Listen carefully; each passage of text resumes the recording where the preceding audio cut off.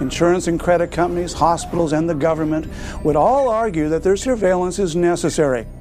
They'd also all state that individual surveillance and data systems are not invasive and pose no threat of creating personal profiles or a data shadow. Simply stated, one source of surveillance at one location on one part of a person's life is not a real concern. But if all this disparate information is gathered and sorted and filed in a central location, it would create a complete and detailed profile, much more invasive than anything even a police check could get. The infringement on individuals' personal freedoms and the possibilities for abuse would rival George Orwell's Big Brother government. You go through your life, almost most of the time, some computer somewhere is recording something about you. And so if you think about it, it's just, tons of information on each of us. And then there are certain efforts of some kinds of data that are put together to build profiles and so forth. So there's just a lot of data. There's just a huge explosion of data being collected on individuals. One of the things that people often say is, who's going to be watching me all day long? Who has the resources or the time to watch me? And the answer is really no one is going to be sitting there watching everybody. There's not enough resources for that. But the computers can do it. Now that we have almost unlimited storage capacity on computer hard drives, it's possible to record everything that happens in front of a video camera or every transaction that occurs, in a credit card database, for example.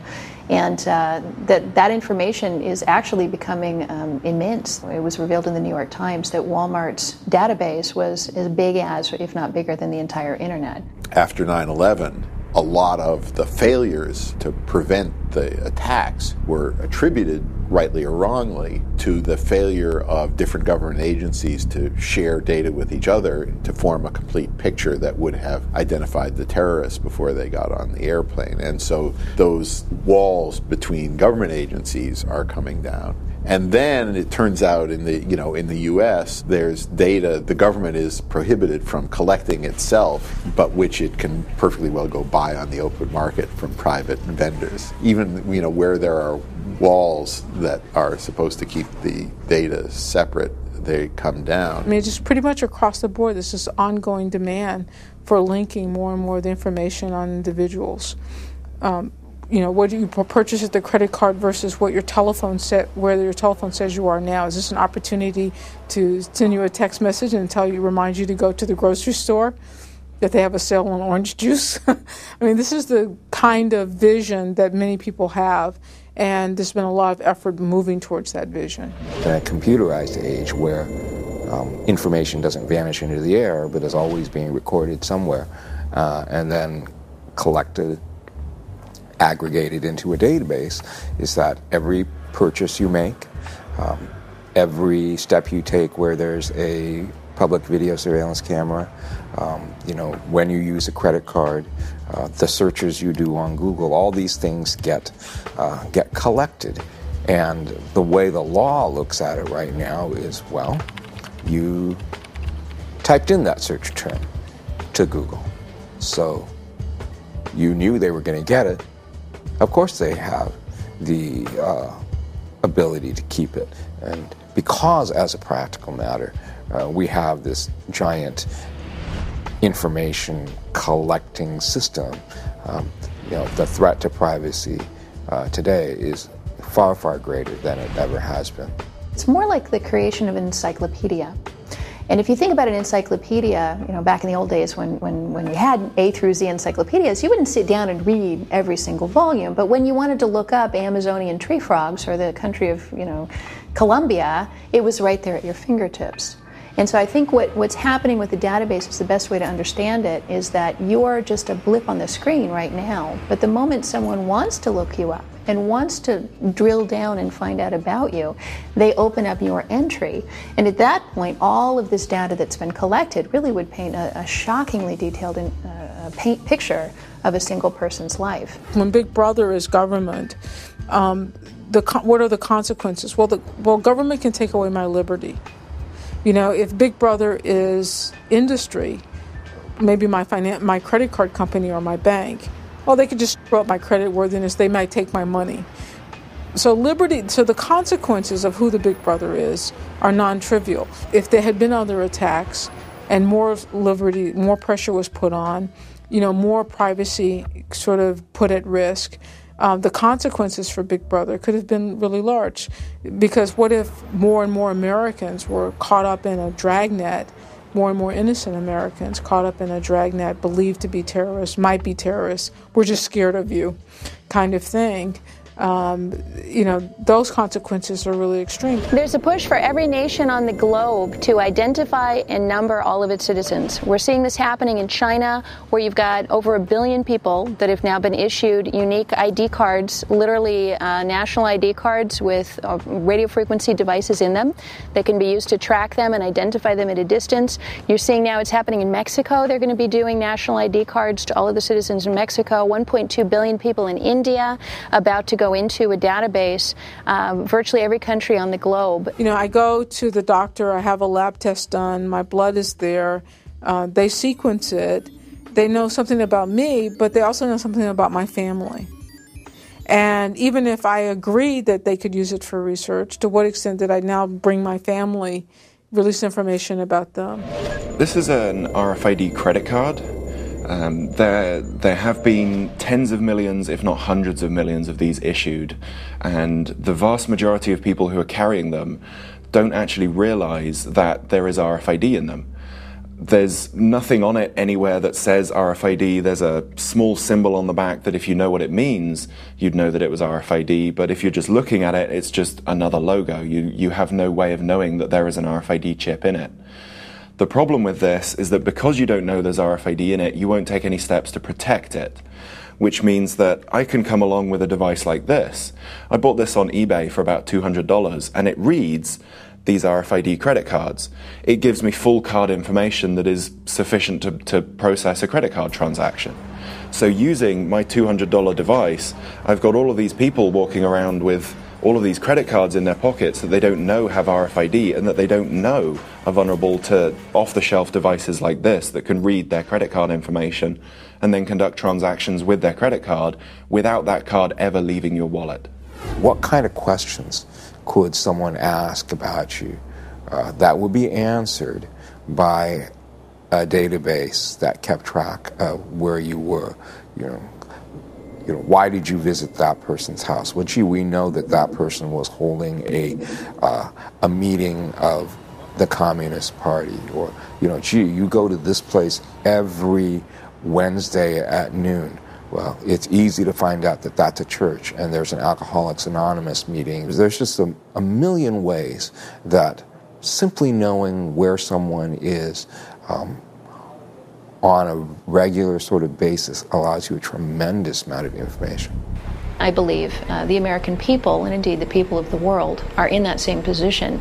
We've got a couple of little tiny glimmers that there's something wrong, that there are databases being collected, but what my research for the last 10 years has been about is trying to identify the bulk of that iceberg floating under the water so we don't hit it. There is no question that we are being monitored all the time, all of us. That's not science fiction, that's fact. But who is controlling the information? Who's watching the watchers?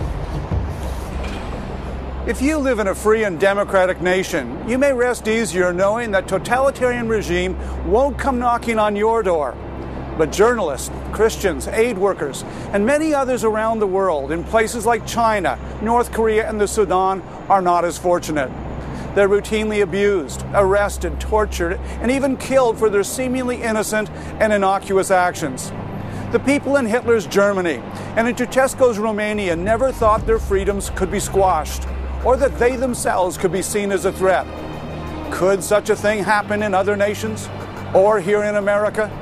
Surely our information is safe with our elected officials, and we're protected by our constitutional rights. If everyday citizens don't stand up for their rights, then a big government will take more and more of their rights away from them. Everyone should be concerned about this, because this affects them. It affects us. None of us are exempted from what's happening in the world today. This affects our lives, our children's lives, our grandchildren's lives.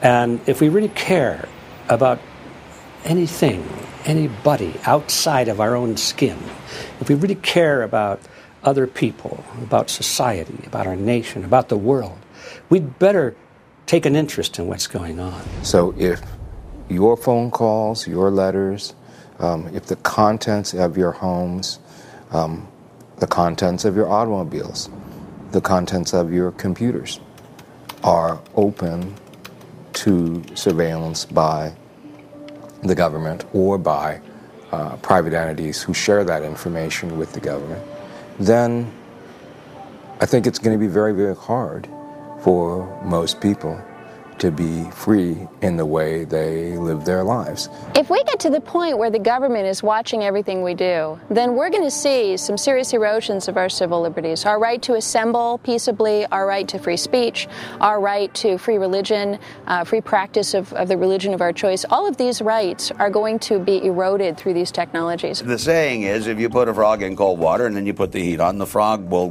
gradually warm up so he won't know to jump out and he'll be boiled to death because it's such a gradual thing. Now, I don't know if it's true with the frog, but I can pretty much tell you it's true with the population because I'm watching it happen. We're at a situation now where technology keeps clashing with privacy, and society keeps ending up in this take it or leave it situation. And what we really want is for society to enjoy the benefits of the technology as well as have privacy. The ability for Google to tell everything about you and the house you live in, the ability to watch you on the street, to monitor you. I can understand the reasons for Great Britain setting up the camera spy systems that they've set up. But if used incorrectly, it can destroy you. And of course, computers are another thing that governments want to control.